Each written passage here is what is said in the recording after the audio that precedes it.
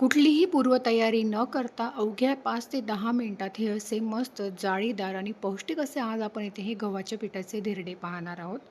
विशेष म्हणजे इथे आपण अजिबात दही, सोडा किंवा इनो काहीही वापरलेलं नाही आहे, तरीसुद्धा मस्त जाळीदार असे पौष्टिक हे धिरडे बनवून तयार होतात. अगदी सकाळच्या घाईगडबडीत नाश्त्यासाठी तुम्ही नक्कीच हे गव्हाच्या पिठाचे धिरडे बनवू शकता किंवा मुलांना टिफिनला काहीतरी पौष्टिक असं द्यायचं असेल, तेव्हासुद्धा तुम्ही हे धिरडे बनवू शकता. अगदी छान होता. नारळाच्या चटणीसोबत किंवा टोमॅटो सॉससोबत तुम्ही खाऊ शकता. चला तर मग वेळ न वाया घालवता लगेच आपण आजच्या व्हिडिओला सुरुवात करूया. तर सर्वात अगोदर एका मिक्सिंग बाउलमध्ये 1 वाटी एवढं आपल्याला गव्हाचं पीठ घ्यायचं आहे. आता हे छोट्या वाटीचं प्रमाण इथे घेतलेलं आहे मी. यामध्ये साधारण 4 ते 5 असे मीडियम साईजचे हे धिरडे बनवून तयार होतात. आता ज्या वाटीने गव्हाचं पीठ घेतलं त्याच वाटीने अर्धी वाटी आपल्याला यामध्ये रवा घालायचा आहे. जाड बारीक कुठलाही रवा तुम्ही इथे वापरू शकता.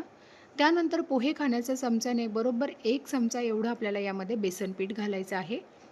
आता सुरुवातीला 1 वाटी आपल्याला यामध्ये पाणी घालायचं आहे आणि याला चांगलं मिक्स करून घ्यायचं आहे. एकाच वेळेस जास्त पाणी घालायचं नाही, थोडं-थोडं करून घालायचं म्हणजे पाण्याचा सुद्धा अंदाज येतो आणि आपण गव्हाच्या पिठाचे हे धिरडे बनवतोय त्यामुळे गव्हाच्या पिठाच्या अशा पद्धतीने थोड्याशा गुठळ्या तयार होतात. त्यामुळे थोडं-थोडं करून यामध्ये पाणी घालायचं. तर सुरुवातीला आपण 1 वाटी यामध्ये पाणी घातलं होतं. आता पुन्हा इथे मी 1 वाटी एवढं पाणी घेतलेलं आहे.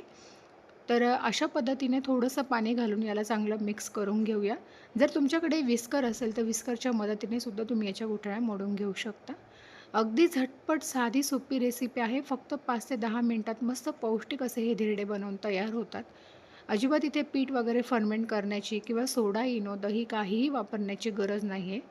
तर हे बघा अशा पद्धतीने ह्या पिठाच्या थोड्याशा गुठळ्या आपल्याला मोडून घ्यायच्या आहेत. आता सुरुवातीला आपण 2 वाटी यामध्ये पाणी घातलेलं होतं. पुन्हा इथे मी अर्धी वाटी पाणी घेतलेलं आहे. आता ते संपूर्ण पाणी यामध्ये घालायचं आहे. म्हणजे टोटल इथे आपण 2.5 वाटी पाणी वापरलेलं आहे. खूप सोपं प्रमाण आहे. 1 वाटी गव्हाचं पीठ, त्यासाठी अर्धी वाटी रवा, 1 चमचा बेसन पीठ आणि 2.5 वाटी पाणी. इतकं सोपं असं हे प्रमाण आहे. हे बघा अगदी परफेक्ट असं बॅटर इथे आपलं तयार झालेलं आहे. आता यामध्ये 2 हिरव्या मिरच्या अगदी बारीक कट करून घेतलेल्या आहेत, त्या आपल्याला घालायच्या आहेत. त्यानंतर एक छोटासा कांदा अगदी बारीक चिरून घेतलेला आहे, तो देखील यामध्ये घालूया. एक टोमॅटो घेतलेला आहे, तो सुद्धा अगदी बारीक कट करून घेतलेला आहे. आणि त्यानंतर थोडीशी इथे मी कोथिंबीर घेतलेली आहे, ती देखील आपल्याला यामध्ये घालायची आहे. आणि चवीपुरतं मीठ घालायचं आहे. आता तुम्हाला आवडत असतील त्या भाज्या तुम्ही यामध्ये घालू शकता, जसं की शिमला मिरची, गाजर किंवा जर तुम्हाला अजून पौष्टिक असा हा नाश्ता तयार करायचा असेल, तर तुम्ही यामध्ये पालकसुद्धा अगदी बारीक चिरून घातला ना, तरीसुद्धा अगदी पौष्टिक असे हे धिरडे बनवून तयार होतील. तर हे बघा सर्व साहित्य अगदी छान व्यवस्थित मिक्स करून घेतलं. अगदी परफेक्ट असं बॅटर तयार झालेलं आहे. आता अजिबात भिजत वगैरे ठेवण्याची गरज नाही. लगेच आपण धिरडे बनवायला घेऊया. त्यासाठी नॉनस्टिकचा पॅन चांगला कडकडीत गरम करून घ्यायचा आहे. सुरुवातीला त्यावर अर्धा चमचा आपल्याला तेल घालायचं आहे, कारण आता आपण हे पहिलंच धिरडं बनवतोय. तेल चांगलं पसरवून घेतलं की अशा पद्धतीने एक पळी यावर आपल्याला बॅटर सोडायचं आहे. हे बघा हलक्या हाताने थोडेसे पातळ असे हे धिरडे बनवायचे, म्हणजे छान जाळीदार आणि कुरकुरीत असे ते तयार होतात. पॅन चांगला कडकडीत असा गरम करून घ्यायचा आहे, तेव्हाच अशा पद्धतीने धिरड्यांना मस्त अशी जाळी पडते. वरची साईड थोडीशी सुकत आली की थोडंसं साईडने तेल घालून घेतलेलं आहे अशा पद्धतीने. आणि एक साईड छान अशी भाजून झाली की याला पलटी करून घ्यायचं आहे. अगदी इझिली असे हे निघतात, बघू शकता तुम्ही. एक तर तुम्ही नॉनस्टिकच्या पॅनवर किंवा जर तुमच्याकडे कास्ट आयर्नचा म्हणजे बिडाचा तवा असेल तर त्याच्यावर सुद्धा तुम्ही हे बनवू शकता. आता याला पलटी करून घ्यायचं आहे आणि दुसऱ्या साईडने सुद्धा आपल्याला छान कुरकुरीत होईपर्यंत याला भाजून घ्यायचं आहे. पुन्हा साईडने थोडंसं तेल घालायचं आहे आणि अगदी लो फ्लेमवर भाजायचे आहे, म्हणजे छान ते कुरकुरीत होतात. हाय फ्लेमवर अजिबात भाजू नका.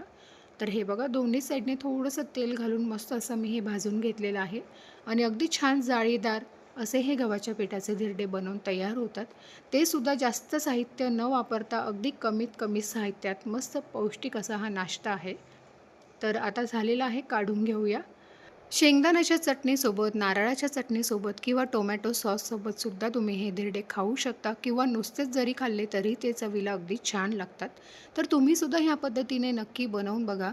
तर कसा वाटला तुम्हाला माझा आजचा हा व्हिडिओ? आवडला असेल तर लाईक करा, जास्तीत जास्त व्हिडिओ शेअर करा. चॅनलवर नवीन असाल तर चॅनलला नक्की सबस्क्राईब करा. धन्यवाद.